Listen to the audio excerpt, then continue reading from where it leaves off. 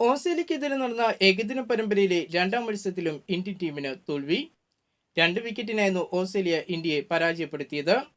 ഇതോടെ 3 മത്സരങ്ങളടങ്ങുന്ന ഏകദിന പരമ്പരയിൽ തുടർച്ചയായി 2 മത്സരങ്ങളിൽ പരാജയപ്പെട്ടതോടെ ഇന്ത്യക്ക് പരമ്പര നഷ്ടമായിരിക്കുകയാണ്.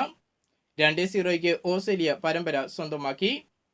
ആദ്യം ബാറ്റ് ചെയ്ത ഇന്ത്യ നിശ്ചിത ഓവറിൽ 9 വിക്കറ്റ് നഷ്ടത്തിൽ 264 റൺസ് നേടിയപ്പോൾ മറുപടി ബാറ്റിംഗിന് ഇറങ്ങിയ ഓസ്ട്രേലിയ 8 വിക്കറ്റുകൾ നഷ്ടമാക്കി 3 ഓവറും 3 പന്തും ബാക്കി വെച്ച് വിജയ റൺ മറികടക്കുകയായിരുന്നു. ഇന്ത്യൻ ബാറ്റിംഗിൽ അർദ്ധ സെഞ്ചുറികൾ നേടിയ രോഹിത് ശർമ്മ, ശ്രേയസ് അയ്യർ എന്നിവർക്കൊപ്പം അക്സർ പട്ടേലും ബാറ്റിംഗിൽ തിളങ്ങി. വാലറ്റത്ത് പുറത്താകാതെ ഹർഷദ് റാണയുടെ മികച്ച ബാറ്റിംഗും ഇന്ത്യൻ സ്കോറിനെ 250 കടക്കാൻ സഹായിച്ചു. രോഹിത് ശർമ്മ 73 റൺസും ശ്രേയസ് അയ്യർ 61 റൺസും അക്സർ പട്ടേൽ 44 റൺസും ഹർഷദ് റാണ 24 റൺസുമാണ് നേടിയത്. ഇന്ത്യൻ ഇന്നിംഗ്സിന്റെ തുടക്കത്തിൽ തന്നെ ബാറ്റിംഗ് തകർച്ച നേരിട്ട ഇന്ത്യയെ ഒന്ന് കരകയറ്റിയത് രോഹിത് ശ്രേയസ് കൂട്ടുകെട്ടായിരുന്നു.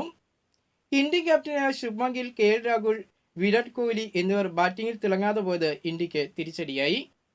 രണ്ടാം മത്സരത്തിലും വിരാട് കോഹ്ലി 0-ന് പുറത്തായത്. ശുഭ്മാൻ ഗിൽ 9 റൺസും കെ.എൽ. രാഹുൽ 11 റൺസുമാണ് നേടിയത്. 4 വിക്കറ്റ് നേടിയ ആദിൽ സാംബയാണ് ഇന്ത്യൻ ബാറ്റിംഗിന് ഭീഷണിയായി മാറിയത്. ഇന്ത്യൻ ക്രിക്കറ്റ് ടീമിനെ സംബന്ധിച്ചുള്ള കൂടുതൽ വാർത്തകളും വിശേഷങ്ങളുമായിട്ട് നമുക്കിനി അടുത്ത വീഡിയോയിൽ കാണാം.